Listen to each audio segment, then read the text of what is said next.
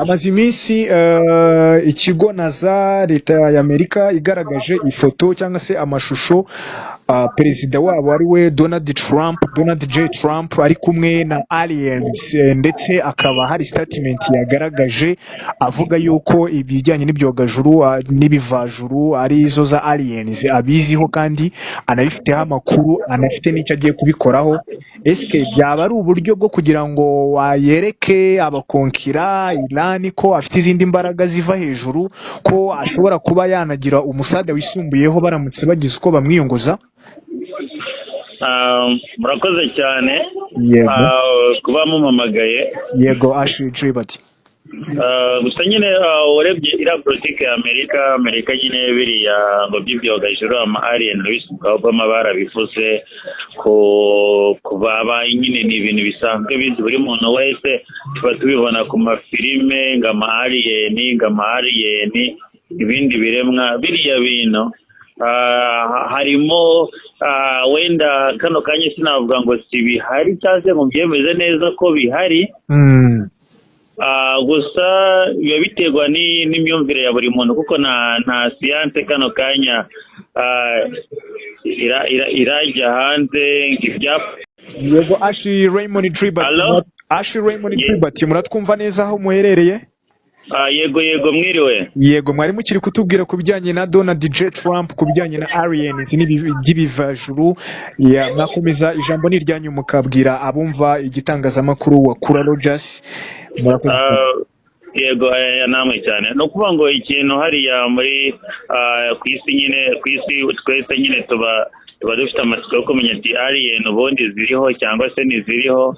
Provo zimwe zibigaragaza ko ziriho, izindi nyine zitabyemeza neza. Kano kanya biragoye cyane gushimangira ko alien abaho utarayiboneye, nta bitabo byaprovinga neza ko hari ntaki, biba bisa nkaho nyine umuntu abyizera ku giti cyiwe. Ariko ngewe ikintu nabivugaho, abaperezida benshi bajya bemera ko hariho, burashobora kuba ariho bazatubwira. Yego. Wakomoje ku kintu uvuga ko n'uwitwa Obama ndetse na ba Bill Clinton bose bagiye babigaragaza. Ese yaba ari umushinga wananiwe kurangizwa n'umuperezida uwo ari wese Donald J Trump, akaba ari ubu ngubu agiye kubishyira mu bikorwa akiyereka isi ko ari igihangange bitewe n'ibyananiwe n'abo bagenzi be bagiye bamubanziriza? Trump twese turamuzi ukuntu ateye, ni umuntu ukunda kuvugiraho ibintu byose nyine akabivugira aho ngaho, kandi buriya Trump ntabwo ari umuntu ugira n'ukuri kwinshi. Nta ibintu byose yajya avuga ntabwo ariko wabyizera, yuka avuga ko azahagarika intambara mu masaha 24 ya Ukraine. Kano kanya iracyari imirwano. Uribuka uko yabaga ari gutera ubwoba ngo Iran ihagarika ibintu. Urabona ibintu byose byinshi ajya avuga byose, nta kintu na kimwe ujya ubona kigaragara. Ibintu biba biri true bya Trump aba ari bike cyane. Ziriya ni imvugo niyo system yahisemo nyine yo kuvuga tweeting ahantu hose kuri za Truth Social n'ahandi. Ariko Trump ateye uko yatandukanye na bariya abandi mu bintu cyane mu bintu by'imivugire n'iki. Ntabwo ntekereza ko icyaba ari cyo gihe cy'ingwe ibintu bizagaragare. Nawe yazacyo nk'abandi baperezida, ahubwo wenda ikintu wenda wabarusha ni ukuvuga ariko nta kintu mbibonamo biriya bya alien. Ntiwamenya imikino hari ababakina kabisa.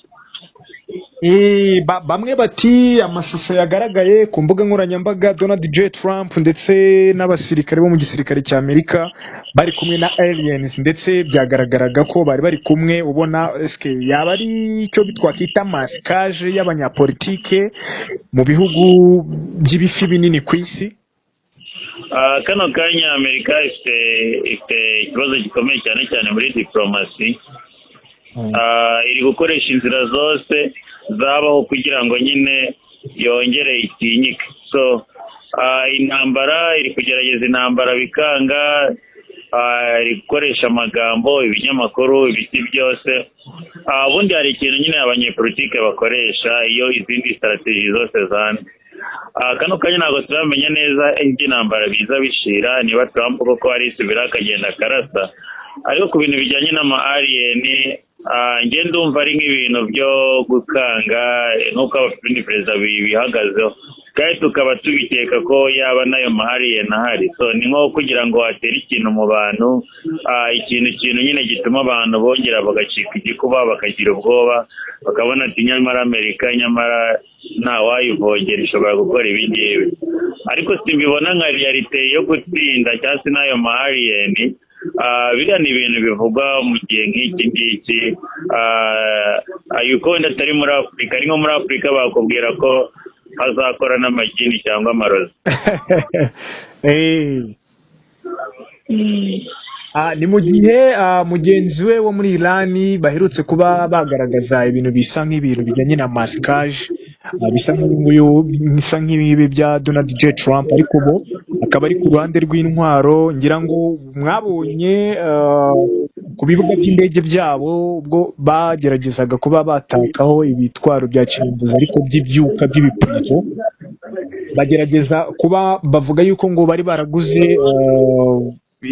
bitwaro ibyo bipurizo by'indege bya Brende zikaze, indege z'intambara nka za Sukhoi, ariko byose ngo byari iby'imyuka. Ariko baragenda babitaka ku kibuga bashushanya imihanda banerekana yuko hari uburyo biteguye intambara, ariko yaje kugaragara yuko byose byari ibihuha, kuko ngo ikintu target bari bafite babonye Amerika ngo yaraje ngo irabirasagura, ariko muri uko kubirasa byari ibipurizo Amerika bahise ngo bareba banayisuzuma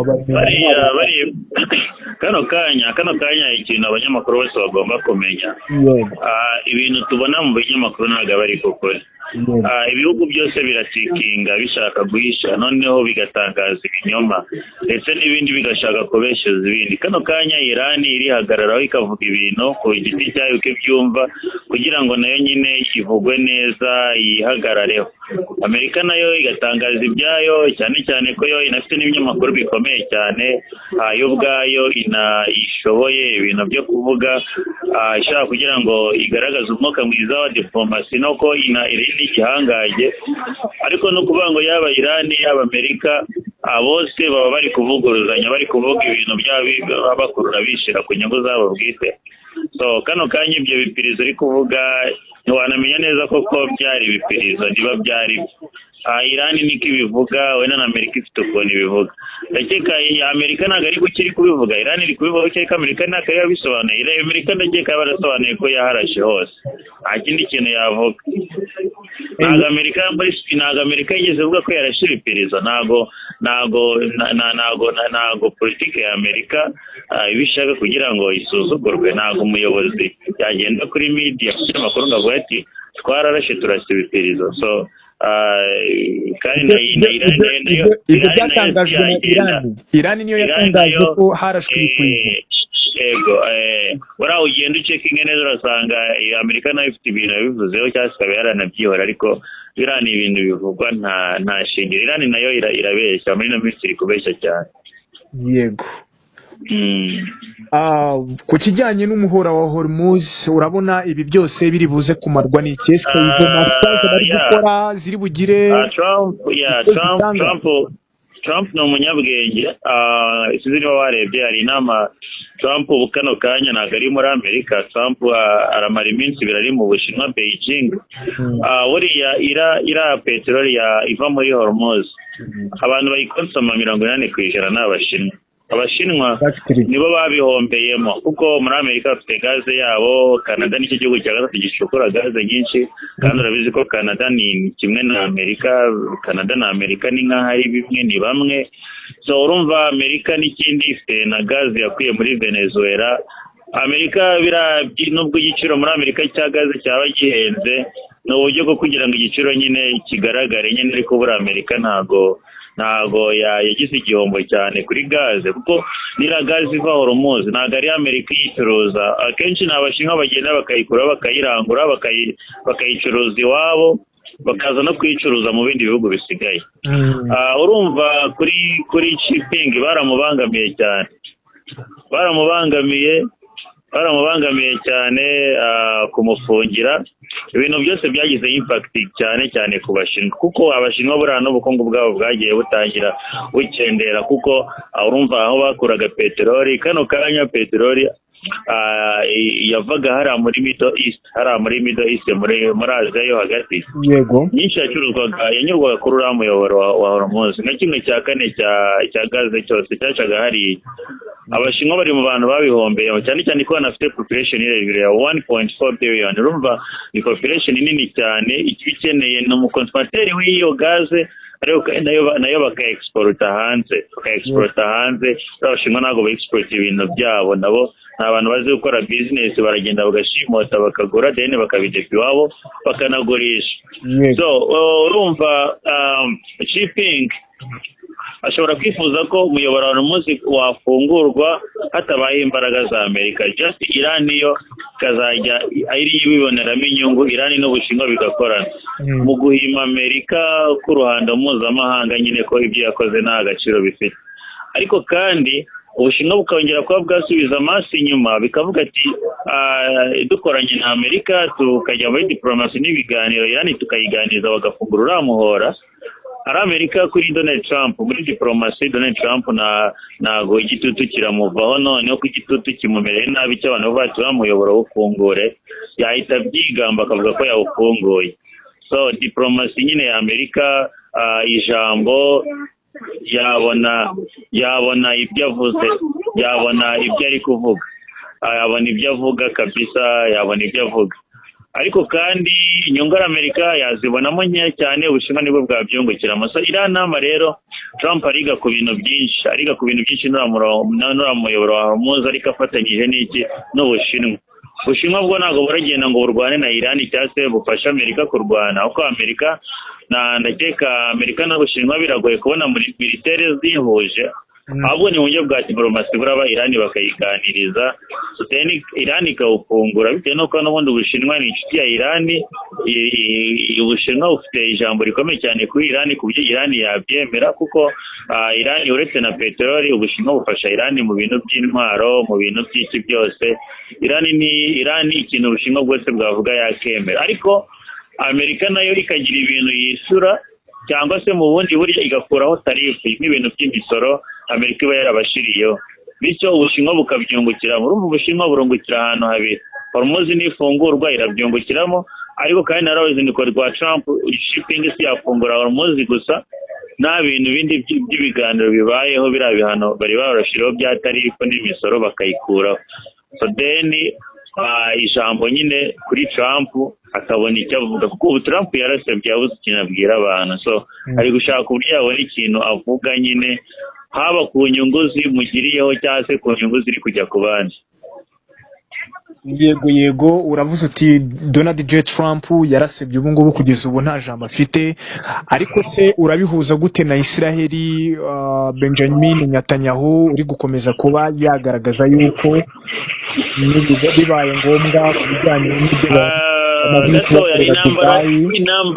intambara ya Israeli na Iran izagumaho, kuko Iran itageti yabo mu gukora ziriya ntwaro. Munyanganire sori gatoya, narinda ahantu narindi muri studio, ariko ngabanije neza iyo hariya muri Middle East. Muri Middle East hari ibibazo bikomeye cyane, mu kanya nibyo nahoze ndi kuvuga. Iran imaze imyaka irenga 40 irimo kwitegura, ariko nari kuvuga ku Abanya-Israeli ni abantu mu mateka bafite ibibazo bikomeye cyane. Urabizi bari impunzi muri Egiputa, Farawo birukankaho muri Bibiliya, abantu b'Abakristo barabizi cyane. Baragenda baravuga ngo bavuye mu Misiri, barakomeza baragenda bajya muri kariya gace ka West Bank ni hariya Palestina iri, n'agace gatoya gakoze kuri Israel. Then bagezeyo nabwo ubwami bw'Abaromani burakomera, ubw'Abagiriki burakomera, ariko hari ahoraga hahita haba koloni y'Abaromani. So habaye koloni y'Abaromani, Abanya-Israeli nabo bashaka kwimuka, benshi bakazajya bahungira mu Burayi. bageze mu Burayi nabwo Hitler arabica. urabizi abanyayisirayeli abayahudi ni abantu bazi n'ubwenge cyane ku buryo iyo bari mu gihugu cyawe iyo bari mu gihugu cyawe nyine uba ufite ubwoba. tugabura perezida benshi ikintu kibabangamira no kuyobora abanyabwenge. umunyabwenge aragukirana arakuyoborana ibintu nk'ibyo. Hitler nibyo yatinyaga. abayahudi bari baramaze kwigarura amabanki y'abadage. abayahudi bakora cyane business n'ibikorwa byose ama institution yose ari ayabo kandi baraje arabimukira ukabona noza amafaranga ikigega cy'ubudage n'abayahudi bayafite. Hitler buriya biri mu bintu byanatumije anabatangira kubica gakeya no kubanga byatari. nubwo urwango Hitler mu kwanga abayahudi rwaturutse kera kiri umwana ariko nabyo biri mu bintu byagiye bituma akomeza kugira urwango rukomeye cyane. So ubwo ngubwo byarakomeje abayahudi basigaye bamwe batangira kugira muri Amerika bandi bakomeza basubira muri kariya gace nyine k'iwabo naho bitari byiza. ariko muri 1945 intambara ya kabiri irangira Amerika ikimara kuba igihugu gikomeye cyane nibwo yaje gufasha abanyayisirayeli bake bari babishaka baza guhoza kariya gace rero na n'ubu kano kanya urabona igihugu cya Israel n'u Rwanda rukirusha ubuso niko gace babashije kugira. ariko bakimara kukageramo urumva ntabwo barabarabu babibonye neza cyane cyane nk'abarabu bateza Libani za Yemeni za Palestina ari naho ubona harahise havuka imitwe nk'abahutis Hezbollah kano kanya iri muri Hezbollah siri muri Libani iri muri Libani noza Houthis bari muri Yemen then Hamas bari muri turiya duce two ruguru ya West Bank muri Gaza gutyo n'ahandi by'umwihariko muri leta z'Abarabu hafi aho ngaho. ubwo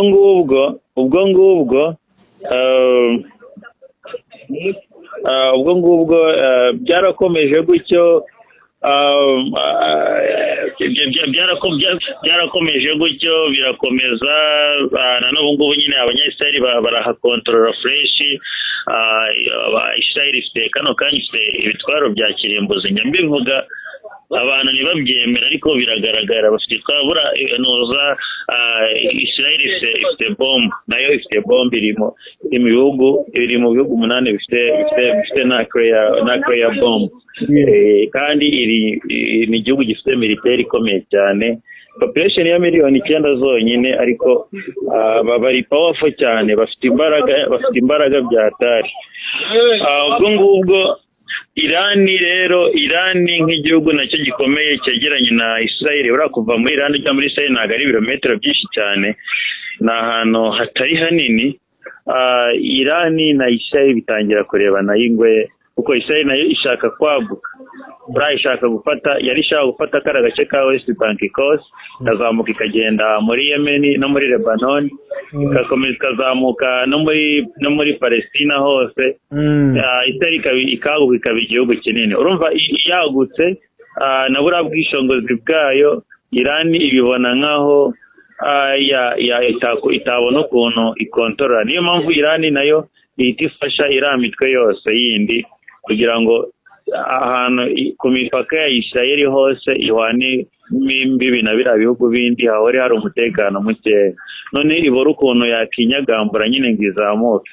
ariko kandi Iran nayo ikamara imyaka yose iri kwitegura intambara ikomeye cyane bikeka ko Israel yazayigabaho.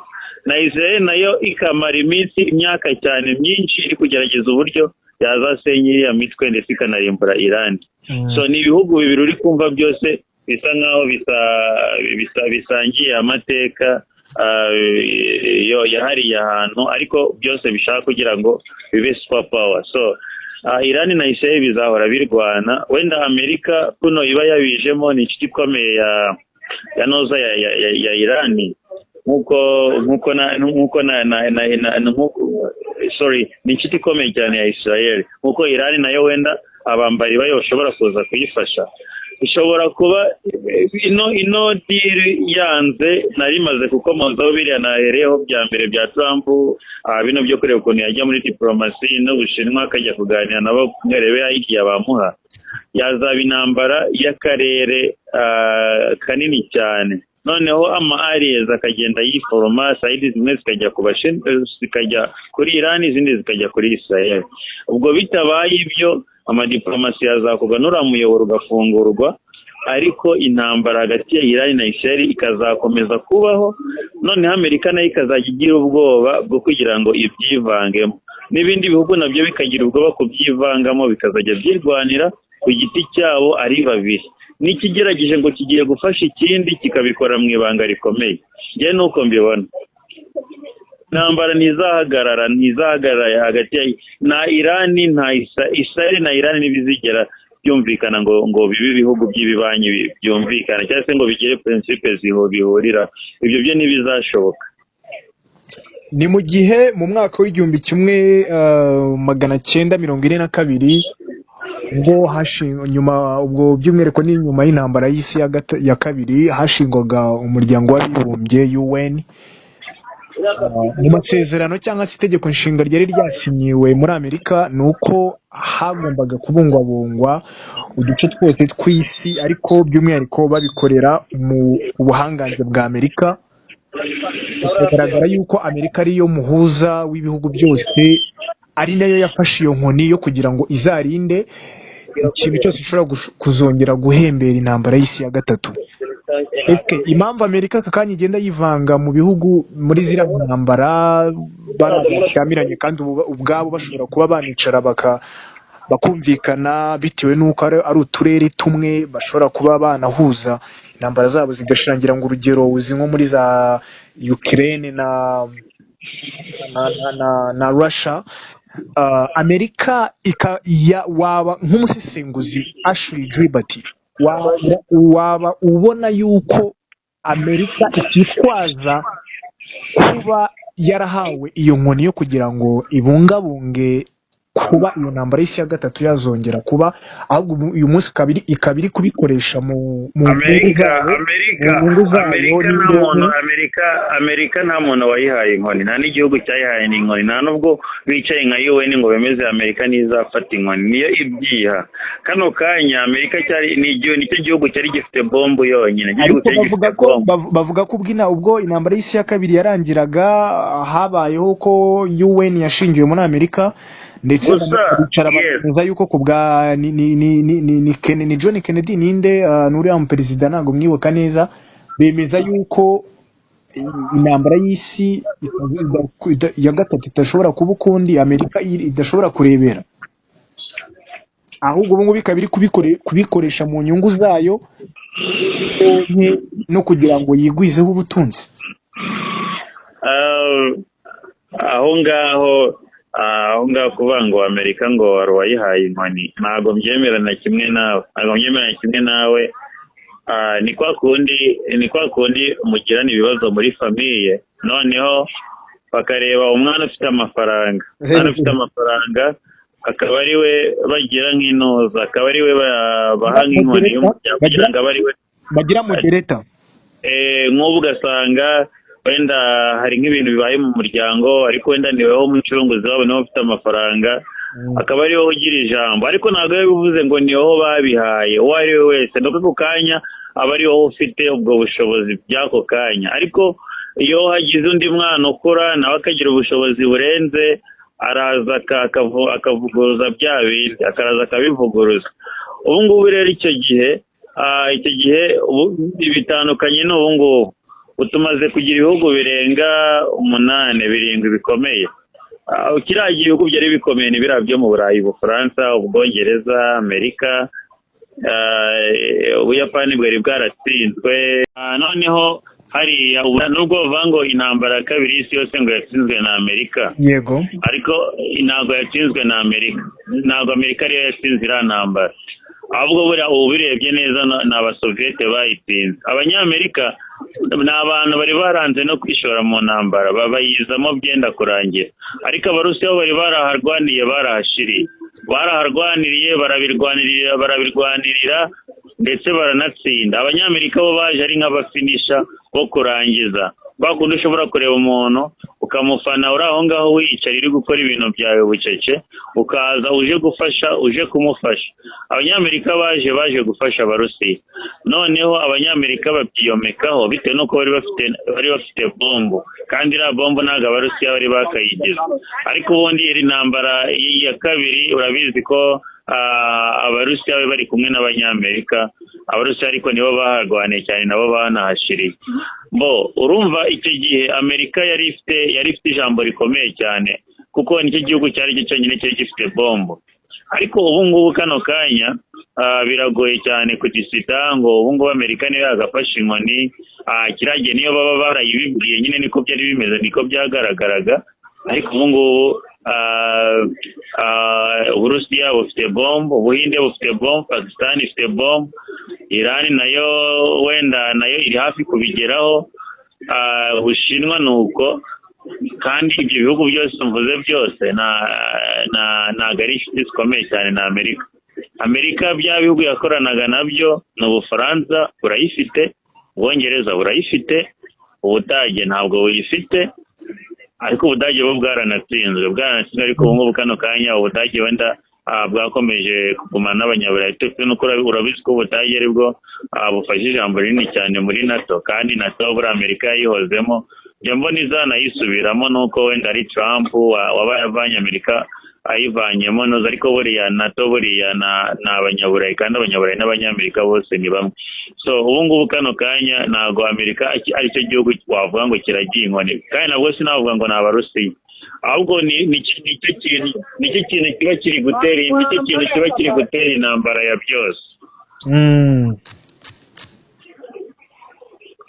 Niyo kintu kiba kiri gutera intambara ya byose.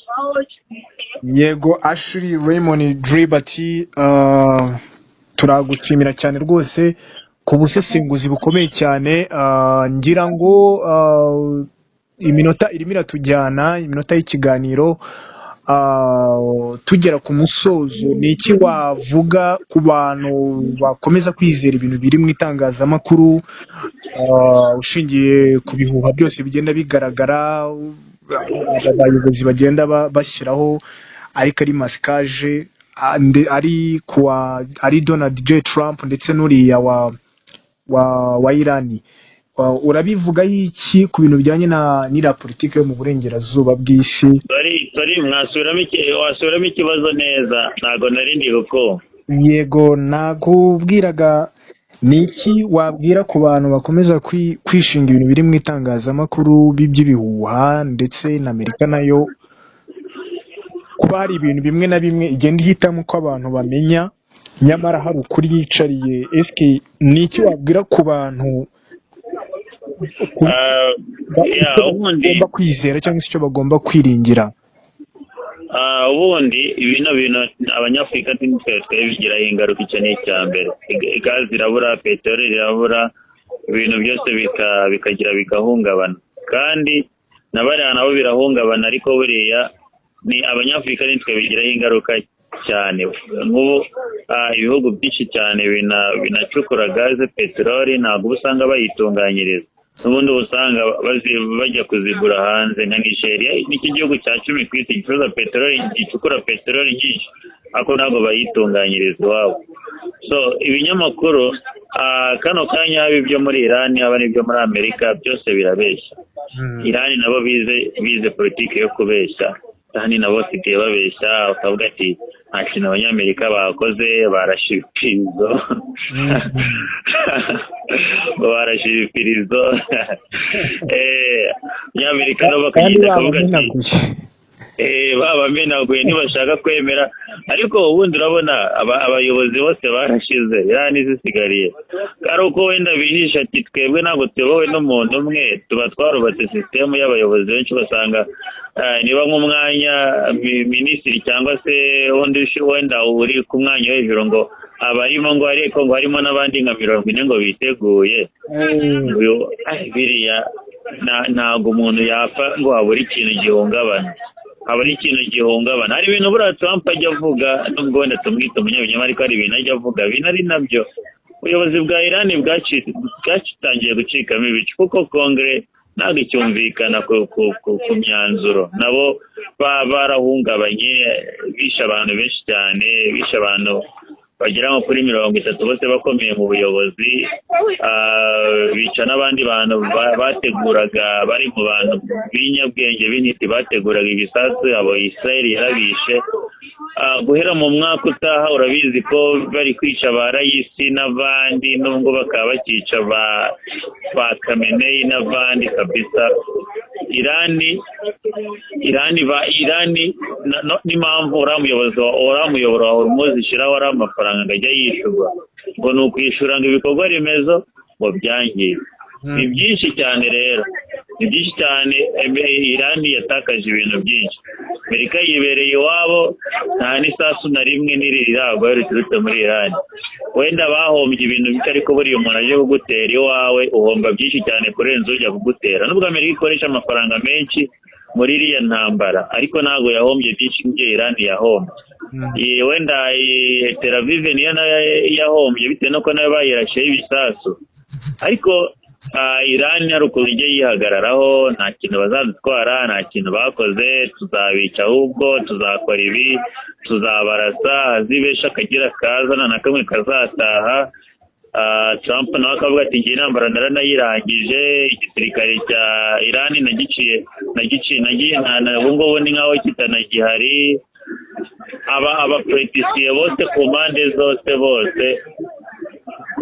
zose baba bari kureba uburyo bakomeza kugira ijambo. Rero ibinyamakuru abanyafurika natwe ntabwo twabyishima, twakwiye kuba stake mu byacu. Niba bariya bahora barwana bashondana, reka twere kwiringira Abashinwa cyangwa se ngo twiringire Amerika, cyangwa se ngo twiringire ibitangazamakuru bya Iran cyangwa se ibya Amerika, ahubwo twe tukikorera ibyacu, peteroli yacu tukayitunganyiriza. Ibintu byose bariya bazajya bahura n'ibibazo bari gusana ibyangiritse, bari gufungura iyo miyoboro, turi gukoresha gaze na peteroli zacu, kuko muri Afurika hacu kugwa gaze na peteroli bihagije. No muri Angola hariyo gaze nyinshi, muri Algeria zirahari, muri kariya gace kose ka Sahel. Ari nabwo ubona uriya Ibrahim Traoré nyine yirukanye Abafaransa, ni uko yihagije. Hariya kariya gace ka Sahel kose buriya karimo ubutunzi bwinshi, ku buryo twese Afurika dushize hamwe ntabwo twazajya dukenera ziriya ngufu zisubira, cyangwa se ari amapeteroli n'ibindi byose bizanwa n'Abashinwa n'Abanyamerika, cyangwa se bifite ahandi hantu biturutse muri Aziya mu Baraba, ariko byagiyemo imbaraga z'abariya bazungu. Urakoze cyane Ashley Raymond Gilbert, turagushimiye cyane kandi tugushimira ku busesenguzi ukomeza kuba wagaragaza kubw'umwanya wawe wafashe nubwo bitari byoroshye. Tunagushimira by'umwihariko ku nkunga yawe ikomeye cyane utera kugira ngo sosiyete nyarwanda ikomeze kuba yagira gusobanukirwa byimbitse. Ndagira ngo unabwira abantu ku bijyanye n'imbuga nkoranyambaga zawe, aho umuntu yagukurikirana, ndetse no ku mishinga yawe no ku bikorwa byawe bitandukanye urimo uragenda ushyira hanze ku mbuga nkoranyambaga zawe. N'icyo wabwira abantu unadusezera? Ikintu nababwira kabisa, social media zanjye zirahari, uretse ko ifashishwa gutya nyine tugasoma hariya muri Middle East. Muri Middle East hari ibibazo bikomeye cyane. Okay, ngayo nguko rero arakoze cyane Ashley Raymond Gilbert. Uwo ngo ni umusesenguzi mu bintu bijyanye na politiki, ni impuguke, by'umwihariko akaba ari n'umusesenguzi wegeranya ibiganiro cyangwa se ibyegeranyo by'umwihariko bishingiye kuri politiki, ku makuru kuri politiki y'i Burayi na Amerika. Yes, niho hantu ari based cyane. Niyo mpamvu dufata umwanya nk'uyu kugira ngo tugerageze turebe ukuntu twabazanira umuntu nk'uyu nguyu. Aba afite byinshi cyane yabasangiza, abafite byinshi cyane yababwira bitewe n'ibintu biba biri hanze aha ngaha mu itangazamakuru. Ngira ngo muri kubona yuko ino ntambara yaciye ibikuba rwose, irimo irayogoza ibintu bitandukanye cyane. Ubushinwa ngira ngo ubu ngubu ni mu gihe ubu ngubu Donald J Trump ari mu nama aho ngaho mu Bushinwa, ariko bakaba amakuru turi gukura hariya Beijing mu Bushinwa, hakaba havugwa yuko rwose Donald J Trump nta kintu na kimwe yavuze yuko intambara ahubwo ubu ngubu aribwo igiye gusubira rudubi, ntateze guhagarara, ntateze kuba yareka kuba yasubiza inyuma ingabo ze cyangwa se yasubiza inyuma ibyo yari amaze kuba yagerageza kuavansa. We ahagarara ku ijambo rye avuga yuko afite amaboko atandukanye, amaboko atangaje nyine abantu batazi. So niyo mpamvu harimo kugenda hagaragara ibintu by'amafoto ubona barimo kugenda bakora, ariko baplankinga berekana ko